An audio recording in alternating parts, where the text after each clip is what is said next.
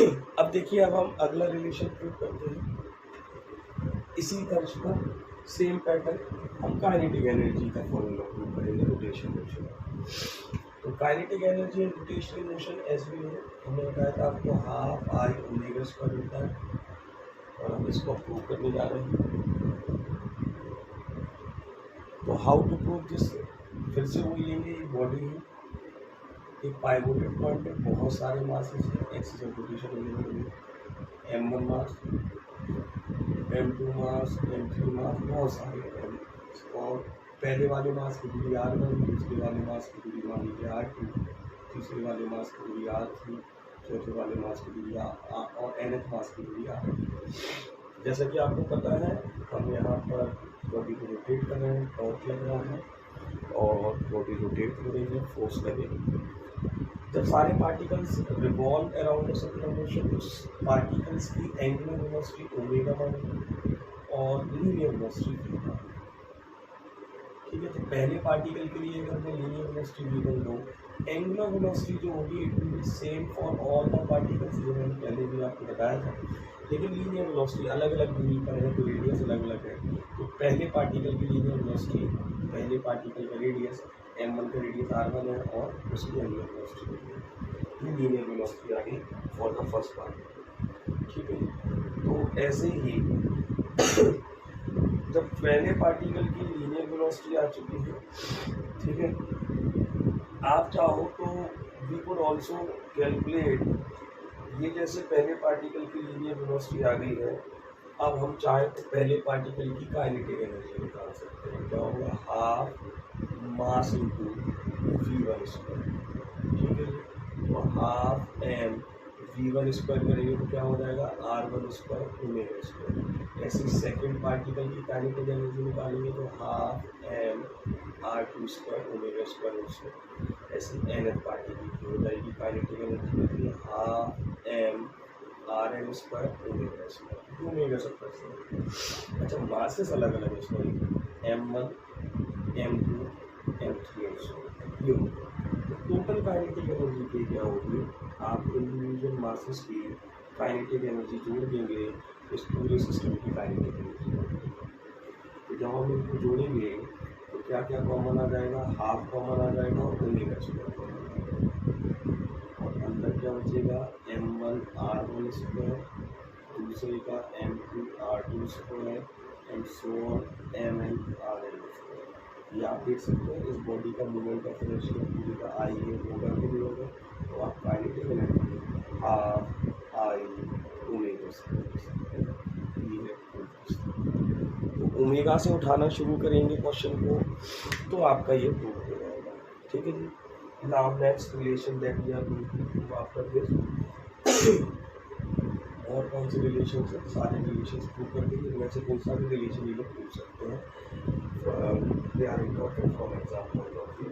The third relation that we are going to prove is the relation between the angular momentum and moment of inertia, that is L equals to I. अब इस relation L stands for angular momentum and I stands for angular velocity and I stands for moment of inertia, L stands for angular velocity. तो शुरुआत करते हैं, फिर वो ये कि बॉडी है, एक्सिस ऑफ रोटेशन है, बहुत सारे पार्टिकल्स हैं, m1 m2 m3, दूरी r1 r2 r3 r, बहुत सारे पार्टिकल्स हैं। तो सभी पार्टिकल्स की एंगुलर वेलोसिटी सेम होगी, लीनियर वेलोसिटी अलग होगी। तो एक पार्टिकल की निकाली v1 तो क्या होगी, r1। अब इसी पार्टिकल का लीनियर मोमेंटम, लीनियर मोमेंटम क्या होगा, mass into velocity, that is m1 r1 omega. इसका पहले पार्टिकल का एंगुलर मोमेंटम निकाल दो, लीनियर निकालना है। याद रखिए, लीनियर मोमेंटम में जब रेडियस को मल्टीप्लाई कर देते हैं तो एंगुलर मोमेंटम, उसकी वैल्यू मिलाएंगे m1 r1 स्क्वायर, ये आपका एंगुलर मोमेंटम है पार्टिकल। ठीक है जी, इसके बाद पहले पार्टिकल का जब एंगुलर मोमेंटम होगा, ऐसे दूसरे पार्टिकल का एंगुलर मोमेंटम क्या होगा, m2 r2 स्क्वायर होगा। ऐसे nth पार्टिकल का एंगुलर मोमेंटम क्या होगा, m n r m square हो जाएगा, m one l two m one l one. अब इनमें देखिए क्या कॉमन आ रहा है, ओमेगा सब में कॉमन है, ओमेगा मान कर लीजिए क्या बचेगा, पहले का m one r one square, दूसरे का क्या बचेगा m two r two square, और एम एफ का क्या बचेगा m n r two square. ये क्या हो गया आपका मिलन डिफरेंशियल आई होगा, that is I one more relation that is L equals to I। ठीक है जी, एक और रिलेशन प्रूव कर दिया हमने। आगे देखिए 3 रिलेशन प्रूव कर दिए हैं, रिलेशन दूसरा भी आ सकता है, बड़े आसान होते हैं तरीका, एक ही तरीके से आप सारे प्रूव कर सकते हैं। The next relation that we are going is, अब देखिए जब लीनियर मोशन में आपकी इक्वेशन ऑफ मोशन होती है, उसी से आप लीनियर से एंगुलर या रोटेशनल मोशन की इक्वेशन ऑफ मोशन निकाल सकते हैं। बस अंतर क्या हो जाएगा, जैसे यहाँ v equals to u plus यहाँ पर v की जगह ले लेगा ओमेगा और a की जगह ले लेगा अल्फा। तो यहाँ पर बस एक होता है omega equals to omega not plus alpha. Initial angular velocity omega not और फाइनल एंगुलर वेलोसिटी ओमेगा, ठीक है, और एक ही जगह लिखा है। दूसरी क्या होती है s equals to u t plus half a t square, s की जगह कौन ले लेगा लीनियर डिस्टेंस की जगह एंगुलर, और omega not plus half a की जगह अल्फा। तीसरी क्या होती है B square minus C square plus two x, B की जगह ओमेगा स्क्वायर अल्फा। तो जब अगर एंगुलर का क्वेश्चन आता है तो आप एंगुलर की इक्वेशन ऑफ मोशन लगा के या रोटेशन की इक्वेशन ऑफ मोशन लगा के आप चीज़ों को सॉल्व कर सकते हैं। जैसे कि ऐसे एंगुलर एनालॉजी चलता है, इसमें कोई बहुत ज़्यादा अंतर नहीं, ठीक है। Now comes the next after doing this, एक और रिलेशन है that is L equals to tau equals to dl by dt. We are going to do the next relation.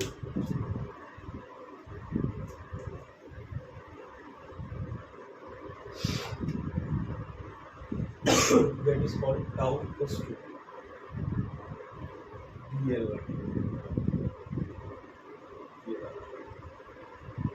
ये रिलेशन हम करना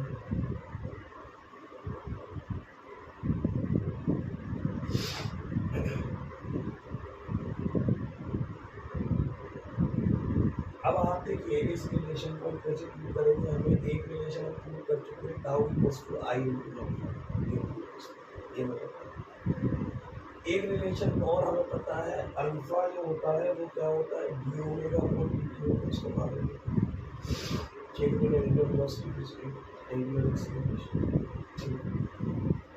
इसके बाद हमें एक चीज़ और पता है l equals to I omega. आपकी ये जो इक्वेशन है l equals to I omega, इसको हमारा इक्वेशन नंबर 1 मान लें और इसको हम डिफरेंशिएट करते हैं रिस्पेक्ट इस डिफरेंशिएट इक्वेशन 1 विद रिस्पेक्ट तो डीएल अपॉन डी हो जाए, और यहाँ पर भी मोमेंट ऑफ इनर्शिया तो कांस्टेंट रहता है हमेशा according to D upon D T. तो बेसिकली ये आगे D L upon D T plus two I D omega upon D T. अब D L upon D T plus two I D omega upon D T जो आपको कहा गया, और आपके पास D omega upon D T क्या है आई। हमें बेसिकली ये प्रूव करना था कि D L upon D T क्या के बराबर, ठीक है। तो आप एक चीज़ देख सकते हैं कि हमारे पास D L upon D T आया I D omega upon D T, और हमारे पास टाउ का एक और रिलेशन है ये रिलेशन है, इसको हम ऐसे भी लिख सकते हैं आई डी ओमेगा, इसको भी ऐसे लिख सकते हैं। तो टाउ की value D I D omega upon D T है और यहाँ पर आई D omega upon D T इसके बराबर है। जब ये दोनों बराबर हैं तो ये दोनों भी बराबर होंगे। मतलब basically we could say tau equals to t l. ऐसे कंपेयर करके फिर से समझ लीजिए हमने क्या किया। मैंने आपसे कहा कि हमें ये प्रूव करना है, उसके लिए हमने आपसे क्या कहा कि टाउ का एक रिलेशन आई टू अल्फा हम प्रूव कर चुके और अल्फा की जगह हम डी ओमेगा को डी टी डाल चुके। ये हो गया, तो ये टाउ का रिलेशन गया। एक एल का रिलेशन हमें क्या पता है, आई टू ओमेगा। इस रिलेशन को हमने डिफरेंशिएट किया। अब इसको और इसको हमने कंपेयर कर दिया, तो जब एल एच एस बराबर है तो आर एच एस बराबर हो गया सी हो गया टाउ इक्वल्स टू डी। अब इससे एक और है, जैसे याद करो जब नेट लीनियर फोर्स जीरो होता था, नेट फोर्स जीरो होता था तो कंजर्वेशन ऑफ लीनियर मोमेंटम होता था। ऐसे ही अगर नेट टॉर्क जो एक्ट कर रहा है बॉडी पर अगर वो जीरो होगा, अगर इसकी वैल्यू अगर जीरो हो गई तो आपका एंगुलर मोमेंटम कंजर्व है, इसको कंजर्वेशन ऑफ एंगुलर। कि जो काम लीनियर में फोर्स करता था यहाँ टॉर्क करेगा और जो वहाँ काम पी करता था यहाँ एल करेगा। तो अगर नेट टॉर्क किसी बॉडी पर जीरो लग रहा है, नेट एक्सटर्नल टॉर्क, तो उस बॉडी का एंगुलर मोमेंटम कंजर्व रहेगा। This is called conservation of angular momentum. मतलब अगर नेट टॉर्क जीरो है तो एल कंजर्व रहेगा, मतलब कॉन्स्टेंट रहेगा। एल कॉन्स्टेंट रहेगा तो एल का फॉर्मूला हमारे पास क्या है, आई इंटू ओमेगा। आपको पता है आई इंटू ओमेगा होता है, मतलब आई इंटू ओमेगा की वैल्यू कॉन्स्टेंट रहेगी। मतलब अगर आई इंटू ओमेगा की वैल्यू कॉन्स्टेंट रहेगी, इसका मतलब क्या है, इसका मतलब यही हो सकता है कि अगर आई बढ़ भी गया तो ओमेगा घटेगा। जब दो चीज़ों का प्रोडक्ट कॉन्स्टेंट होता है तो एक बढ़ता है दूसरा घटता है। अगर आई घट गया तो ओमेगा बढ़ेगा। तो this is called conservation of angular momentum. हमारी ये लाइफ में भी बहुत बार होता है। मैं आपको एक एग्जांपल देता हूँ। आपने देखा होगा जो एक एथलीट का गेम होता है जिसमें वो स्नो पे डांस करते हैं ऐसे, और जब वो रोटेशन करते हैं, रिवॉल्व करते हैं, तो वैसे ऐसे ऐसे हाथों को फैला के चलते हैं, स्केटिंग जब करते हैं। लेकिन जब उन्हें रोटेशन लेने होते हैं तो वो अपने हाथों को पास करते हैं। क्यों?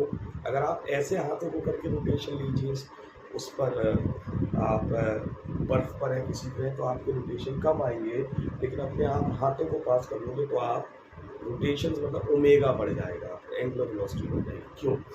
क्योंकि कंजर्वेशन ऑफ एंगुलर मोमेंटम लग रहा है, बाहर से कहीं से टॉर्क नहीं लग रहा, आप इंटरनली जनरेट कर रहे हो इंटरनल टॉर्क। तो नेट टॉर्क जीरो है तो आपका आई इंटू ओमेगा वहाँ जीरो होगा, तो मतलब कॉन्स्टेंट होगा। आप जब अपने हाथों को ऐसे किए हैं तो आपका डिस्ट्रीब्यूशन ऑफ मास दूर दूर तक है, तो आपका आई ज़्यादा है, और अगर आपका आई ज़्यादा है तो आपका ओमेगा कैसा है, कम। आपने अपने हाथों को पास कर लिया, आपका एक्सेस ऑफ रोटेशन अभी भी सेम है। आपने मास पास कर लिया, मतलब डिस्ट्रीब्यूशन ऑफ मास पास आर कम कर लिया, बेसिकली आई घटा लिया, तो आपका जब आई घट जाएगा तो आपका क्या बढ़ जाता है, ओमेगा, और आप ज़्यादा रोटेशन करेंगे। तो ऐसे बहुत से एग्जाम्पल्स हैं रियल लाइफ के इसके, जिसमें आप ये चीज़ देख सकते हैं। ठीक है, this has been the part of this. हाँ, लास्ट इसमें एक और हेडिंग आती है, that is how to calculate the moment of inertia of a rod और द डिफरेंट बॉडीज। ठीक है, तो उसको नेक्स्ट वीडियो में देते हैं।